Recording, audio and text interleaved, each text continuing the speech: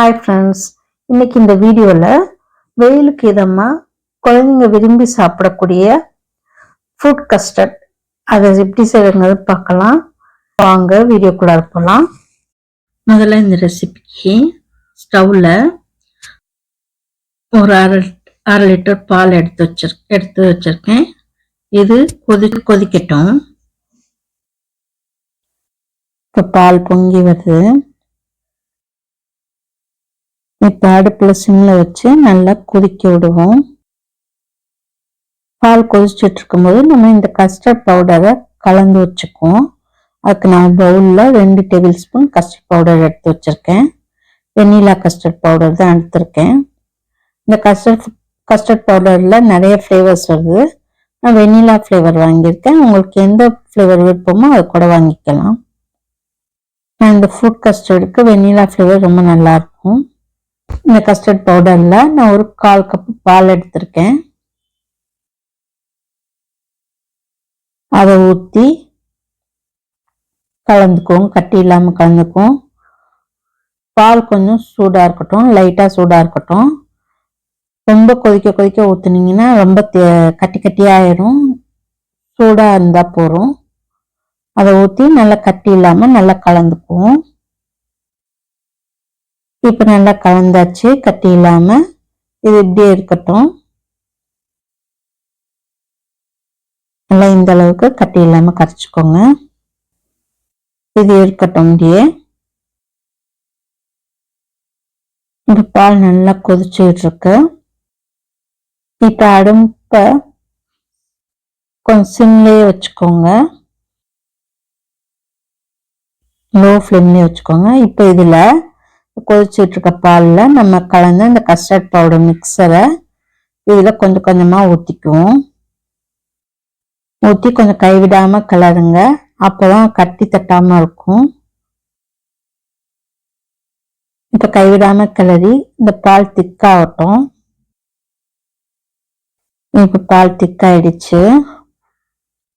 இந்த ஸ்டேஜ்ல நான் ஒரு 1/4 கப்பு சுகர் எடுத்து வச்சிருக்கேன், அதை போட்டுக்கிறேன். உங்களுக்கு ஸ்வீட்னஸ் எவ்வளவு தேவையோ அந்த அளவுக்கு போட்டுக்கோங்க. 1/4 கப்பே போதுமானது. ஆனா உங்களுக்கு எவ்வளவு தேவையோ அந்த அளவுக்கு போட்டுக்கோங்க. போட்டு நல்லா சர்க்கரை கரையட்டும். சர்க்கரை நல்லா கரைஞ்சி பாலும் நல்லா திக்காயிடுச்சு. இப்ப ஸ்டவ் ஆஃப் பண்ணிட்டு இறக்கிடுவோம். இப்ப பாலை இறக்கியாச்சு. இதை நல்லா மிக்ஸ் பண்ணி விட்டுட்டு நல்லா ஆறட்டும். இப்ப இதுல ஒரு 1/4 டீஸ்பூன் வெனிலா எசன்ஸ் ஊத்திக்கிறேன். நீங்க வெனிலா எசன்ஸ் வேணும்னா ஊத்திக்கோங்க, இல்லாட்டினா ஏலக்காய் பொடி கூட கொஞ்சம் போட்டுக்கலாம். வாசனைக்காக தான். இதை ஊற்றி நல்லா மிக்ஸ் பண்ணி விட்டுருவோம். பால் நல்லா ஆறுனதுக்கு அப்புறம் நம்ம ஃப்ரூட்ஸ் எல்லாம் போட்டுக்கலாம். இந்த பால் செஞ்சதுக்கு அப்புறம் காய்ச்சி ஆற வச்சதுக்கு அப்புறம் பழங்கள்லாம் கட் பண்ணிக்கோங்க. இப்போ பால் நல்லா ஆறிடுச்சு. இது ஒரு பவுலுக்கு மாத்திக்கிறேன். நல்லா ஆறுனதுக்கு அப்புறம் எவ்வளவு திக்கா இருக்கு பாருங்க. நான் ஏற்கனவே பழங்கள்லாம் கட் பண்ணி வச்சிருக்கேன். இப்போ இதுல நம்ம ஒவ்வொரு பழங்களா ஆட் பண்ணிக்குவோம். ஒரு 1/4 கப்பு மாதுளம்பழம் உரிச்சு வச்சிருக்கேன், அதை போட்டுக்கலாம்.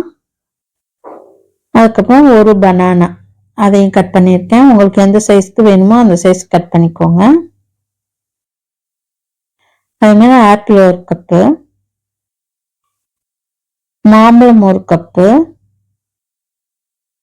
அப்புறம் பச்சை திராட்சை.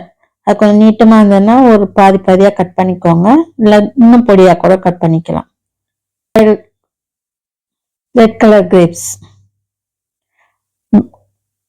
போட்டு எல்லாத்தையும் நல்லா மிக்ஸ் பண்ணி விட்டுக்குவோம். இப்போ ஃப்ரூட் கஸ்டர்ட் ரெடி ஆயிடுச்சு. இதை நம்ம ஃப்ரிட்ஜில் 1 to 2 மணி நேரம் வரைக்கும் வச்சு சில்லுன்னு சர்வ் பண்ணலாம். இப்போ இதை கொண்டு போய் ஃப்ரிட்ஜில் வச்சுட்டு வந்துடலாம். இப்போ இதில் நீங்கள் நட்ஸ் கூட போட்டுக்கலாம். உங்களுக்கு விருப்பமான நட்ஸ், பாதாம், பிஸ்தா, வால்நட் இப்படி எல்லாம் போட்டுக்கலாம். ஆனால் அது ரெடி பண்ணி வச்சுட்டு சாப்பிடும்போது மேலே தூவி கொடுங்க. அப்போதான் அது க்ரன்ச்சியாக இருக்கும்.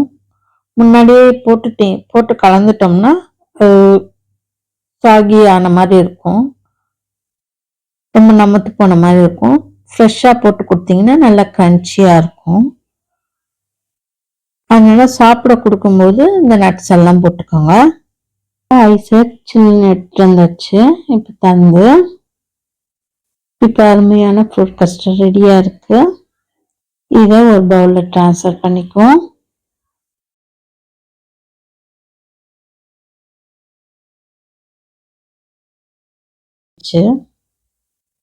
இது மேலே டெக்கரேஷனுக்காக ஒரு கிரேப்ஸ் வச்சுக்கிறேன்.